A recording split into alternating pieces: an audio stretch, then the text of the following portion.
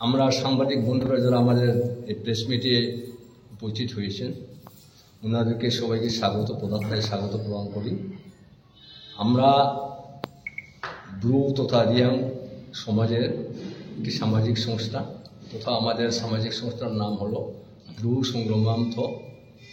ইহা যদি আমি বাংলায় তর্জমা করি, ট্রান্সলেট করি, ব্রু মানে রিয়াং, সংগ্রাম মানে আমাদের কুলদেবী, ন্থ মানে একটি সংস্থা। ইহা সম্পূর্ণ অরাজনৈতিক সামাজিক সংস্থা। ইহার রেজিস্ট্রেশন নাম্বার 4640। এবং আমরা আজকে মূলত একটা উদ্দেশ্য নিয়ে আমাদের সংস্থার পক্ষ থেকে আমরা একটা প্রেস মিট করতে যাচ্ছি। আমরা কোনো সামাজিক সংস্থার পক্ষে বা বিপক্ষে কোনো রকম মন্তব্য আমরা করব না। আমরা ঠিক আমাদের যে অভিমত সেটার সম্পর্কে আমরা কিছুটা প্রকাশ করার চেষ্টা করব। যদিও আমি বাংলা ভাষায় বলে অভ্যস্ত নই, তবুও আজকে আমি বাংলা ভাষা বলার চেষ্টা করব, যেহেতু এখানে আগরতলায় সব বন্ধুরা আমাদের মাতৃভাষা সম্পর্কে বিস্তারিতভাবে অবগত নন, তাই আমি চেষ্টা করব বাংলা বলার জন্য। তো আমরা প্রথমেই ব্রু সংগ্রামান্থ, আমাদের সংগ্রামা মানে আমাদের কুলদেবী। রিয়াংরা পরম্পরা তথা রিয়াং সমাজ সৃষ্টি হওয়ার পর থেকে আমরা সংগ্রামা দেবীকে পূজা করে থাকি। তাই এক কথায় আমরা সংগ্রামা দেবী আমাদের কুলদেবী।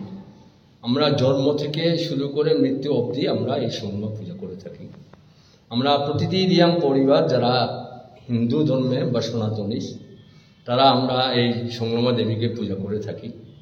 এখন আমরা শুধু পাড়ার ভিত্তিক, পরিবার ভিত্তিক বা এলাকা ভিত্তিক নই, আমরা এখন স্টেট লেভেল তথা রাজ্য ভিত্তিক আমরা সংগ্রামা পূজা উদযাপন করে থাকি। চলিত বৎসরে আমাদের 24তম সংগ্রামা পূজা অনুষ্ঠিত হয়েছিল।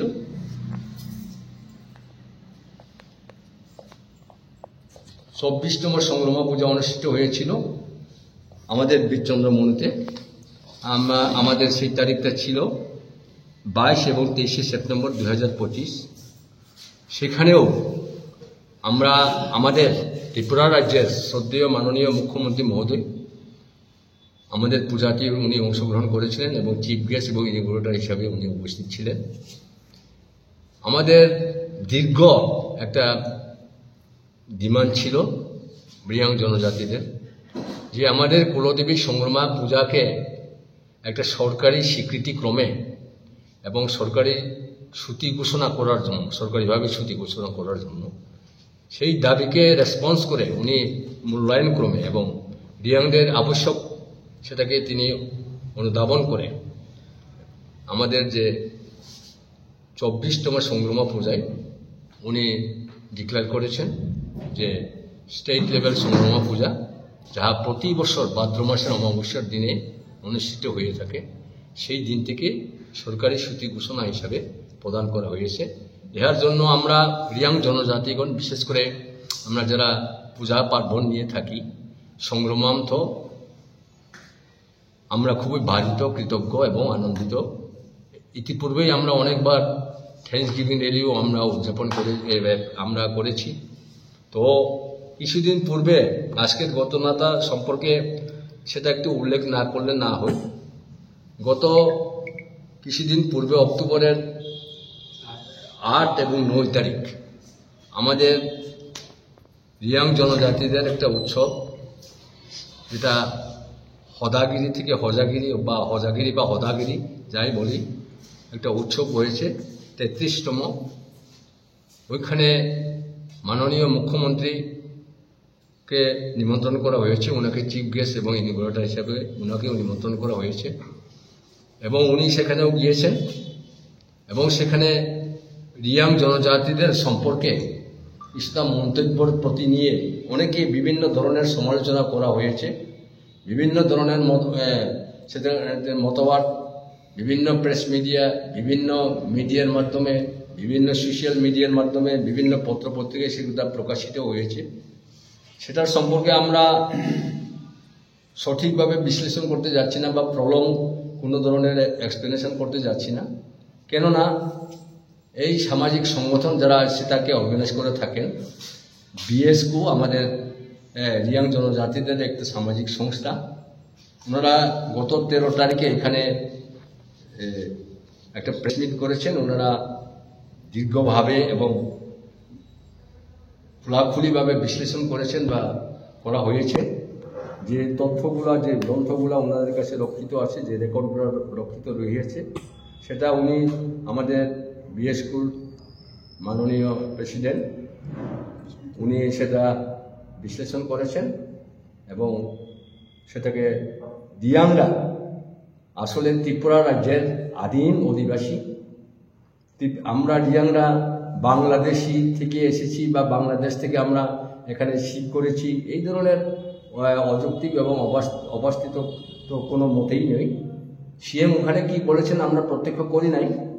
সিএম সাহেব বলেছেন, আমরা যতটুকু মিডিয়ার মাধ্যমে দেখেছি বা ক্লিপিংয়ের মধ্যে, ভিডিও ক্লিপিং মধ্যে শুনেছি ওনার ভয়েসটা, উনি বলেছেন অনেক বছর পূর্বে দিয়াংরা পার্বত্য চট্টগ্রামে ছিলেন এবং ওনারা এখান থেকে ত্রিপুরা রাজ্যে প্রবেশ করেছেন। এই ধরনের একটা উনি মন্তব্য করেছেন, যাহা আমাদের যে ইতিহাস আছে, যে আমাদের রাজন্য আমল থেকে, সেখানে আমরা যদি একটু রিড আউট করি বা আমরা সেখানে যদি একটু ডিপলি সেটাকে আমরা যদি স্টাডি করি, তা নিশ্চয়ই সেটা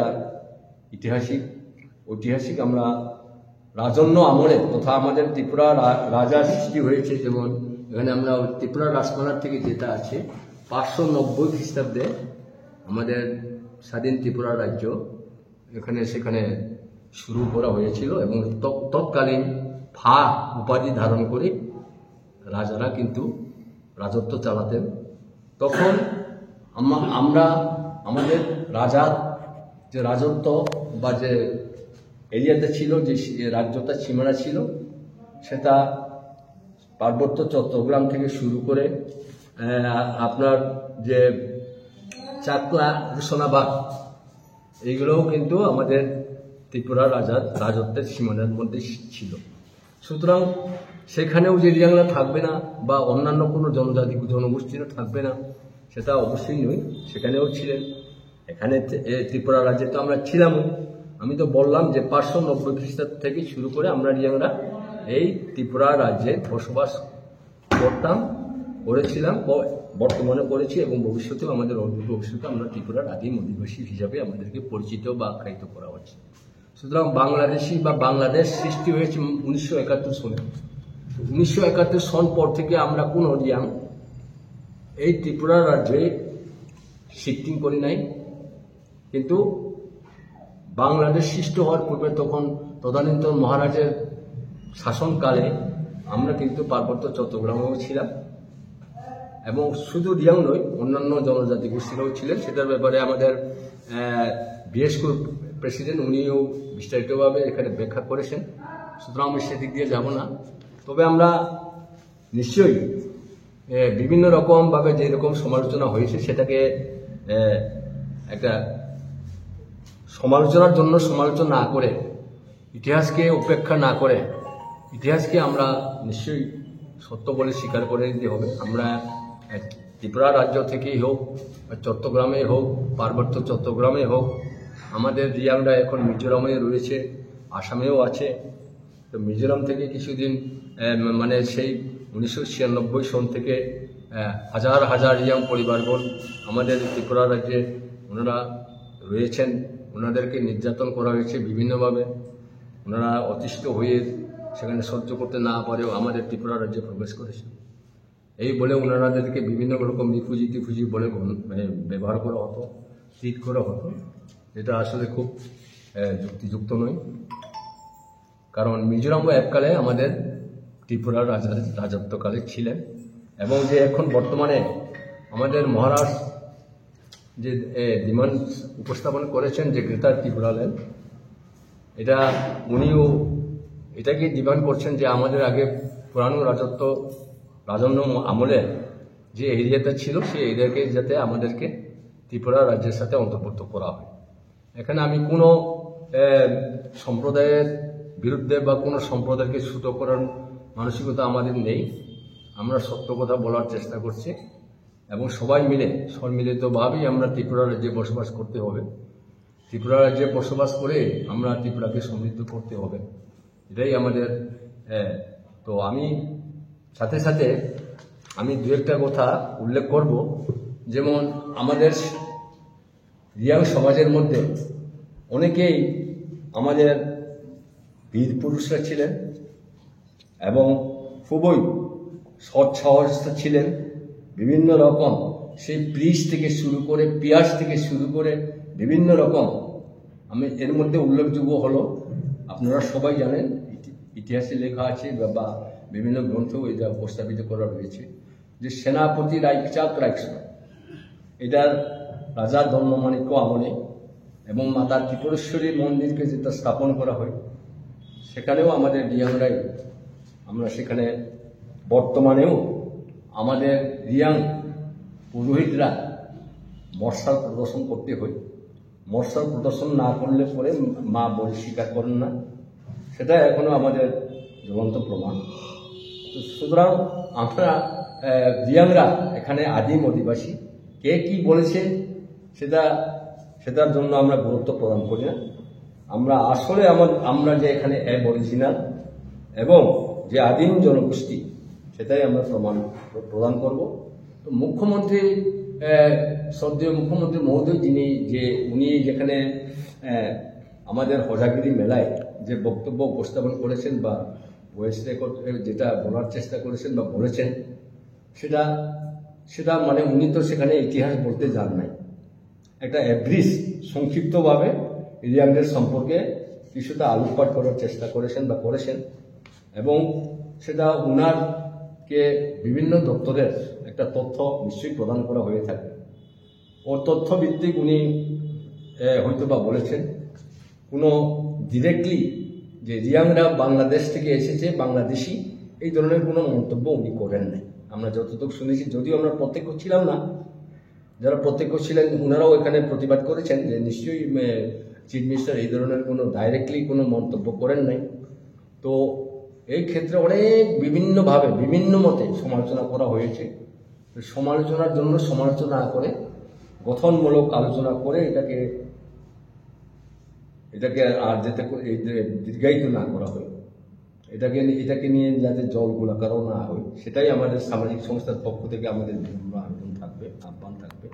পাশাপাশি আমরা একটা ঐতিহাসিক সিদ্ধান্ত গ্রহণ করেছি আমাদের রিয়াং সমাজ থেকে, যে আমরা এই আগরতলায় এই যে আপনার বিবেকানন্দ ময়দানে বলেন বা এখানে আমরা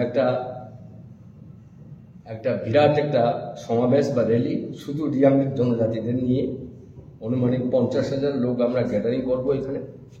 এবং আমরা মহারাজকেও আমরা ডিমান্ড পেশ করেছি এবং মাননীয় মুখ্যমন্ত্রী মহোদয়কেও আমরা আমাদের যে ডিমান্ড উপস্থাপন করেছি, আমাদের পূজায় আমরা সেখানে ওনাকে অফিসিয়ালিভাবে ওনার হাতে তুলে দিয়েছি। রাইকচাঁদ রাইকসন যেহেতু সেনাপতি, আমাদের প্রধান সেনাপতি, এবং ওনারাই ওনাদের বীরত্বের, ওনাদের সাহসিকতায়, ওনাদের বুদ্ধিমত্তায় আমাদের এই ত্রিপুরা রাজ্য বারংবার মুসলিম ইনভার্টারের মাধ্যমে বারবার আক্রমণ করা হয়েছিল। এবং তখন যদি আমাদের সেনাপতি রাইকচাঁদ রাইকসন নেতৃত্বে যদি সঠিকভাবে যুদ্ধ কৌশল অবলম্বন না করা হতো বা ওনাদের সাহসিকতা যদি ওনারা প্রদান করতে ব্যর্থ হতেন, তাহলে হয়তো বা এই ত্রিপুরা রাজ্য মুসলমানদের শাসনে চলে যেত। সুতরাং সেটা অনস্বীকার্য। এবং উদাহরণস্বরূপ আমরা এখনো বলতে পারি হুসেন শাহের কামান, সেটা সেনাপতি রাইকচাঁদ রাইকসন নেতৃত্বে আমরা ছিনিয়ে এনেছি এখানে, এবং দীর্ঘদিন কামান চুমুনি বলে এখানে আখ্যায়িত করা রয়েছে। পাশাপাশি এখানে আমাদের আগরতলায় সেই ঈশানচন্দ্র মাণিক্য মহারাজের আমলে আমাদের এখানে সংগ্রামার যে আমরা আমাদের কুলদেবী বলে থাকি, এই কুলদেবীর মন্দিরের জন্য ঈশানচন্দ্র মাণিক্য এককারী সৈগন্ধা জায়গা উনি প্রদান করেছেন, যা বর্তমানে টাউন হল সংলগ্নে রয়েছে। এবং আনন্দময়ী আশ্রম বা সংঘ ওনারা ইলিগালভাবে এনক্রোচ করে বসে আছেন। তো আমরা সেটাকে রিকভারি করার বা রেস্টোর করার জন্য অনেকবার চেষ্টা করেছিলাম, কিন্তু সেটা তৎকালীন কোনো এক মুখ্যমন্ত্রী, নাম বললে হয়তো অনেকেই খারাপ হতে পারে, সে আমাদের যে সংগ্রামার যে ইয়ারমার্ক ল্যান্ড সেটাকে ইলিগ্যালভাবে আনন্দময়ী সংঘদেরকে প্রদান করা হয়। ইহা এখনও আমাদের বিগ্রহ, নৈতার বিগ্রহ এখনও আমাদের মন্দিরে অবস্থিত রয়েছে। এখনও আপনারা সবাই যাদের কোনো বন্ধু, কোনো সাংবাদিক বন্ধু যদি প্রত্যক্ষ করার মানসিকতা থাকে, ইচ্ছা থাকে, তাহলে আপনারা সেখানে নৈতার বিগ্রহ এখনও রক্ষিত আছে এবং সেটা আপনারা প্রদর্শন করতে পারেন। যেটা আমরা আমাদের ভাষায়, আমাদের মাতৃভাষায় ব্রু মাধ্যমে আমরা বলি সংগ্রমা, মাইনুকমা, ফুনুকমা, মাইকজাম্মা, তুইবুকমা, সৈনেরও, বনিরও, চুনাইরও, বুড়া। এই নৈতিক দেবদেবীদের যে বিগ্রহ এখনো রক্ষিত রয়েছে। ওই ক্ষেত্রে আমরা মাননীয় ত্রিপুরা সরকারের শ্রদ্ধেয় মুখ্যমন্ত্রী মহোদয়ের নিকট আমরা 1 হেক্টর জায়গা যাতে আমাদেরকে উইদাউট প্রিমিয়াম যাতে অ্যালটমেন্ট প্রদান করা হয় এবং যাতে সেখানে একটা রাইকশন স্মরণীয় একটা দাম যাতে আমরা তৈরি করতে পারি। এটা শুধু রিয়াংদের জন্য নয়, সমস্ত ত্রিপুরা রাজ্যের যারা জনগণ রয়েছি আমরা, কি পাহাড়ি, কি বাঙালি, কি ট্রাইবেল, নন ট্রাইবেল, সর্ববর্তী ক্রমে সেখানে আমরা একটা দাম বা সেবা আসন তৈরি করব।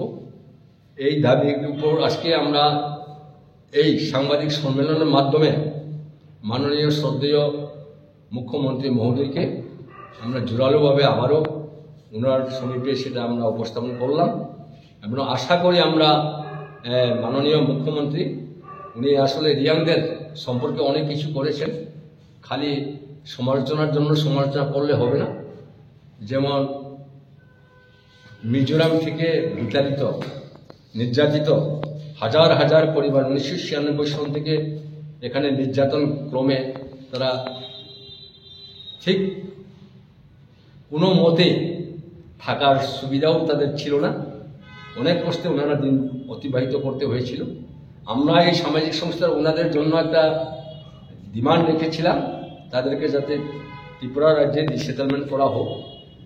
সেই রিসেটেলমেন্ট করার ক্ষেত্রে আমাদের বর্তমান সরকার তথা কেন্দ্রীয় সরকার থেকে শুরু করে, রাজ্য সরকার থেকে শুরু করে এবং আমাদের মহারাজের প্রচেষ্টার মাধ্যমে হয় এবং মিজোরামের সরকারও কোঅর্ডিনেশনের মাধ্যমে ওনাদেরকে আমরা ত্রিপুরা রাজ্যে আমরা রিসেটেলমেন্ট করতে সক্ষম হয়েছি, যেটা আমাদের একটা প্রশংসনীয়। আমরা রিয়াং সমাজটা বাধিত, কৃতজ্ঞ। পাশাপাশি বিভিন্ন রকম স্কিম, যেমন পিএম জনমন, সেটাও একটা রিয়াংদের জন্য একটা সহায়ক। শুধুমাত্র রিয়াং জনজাতিদের জন্য এই পিএম জনমন স্কিমটা লঞ্চ করা হয়েছে।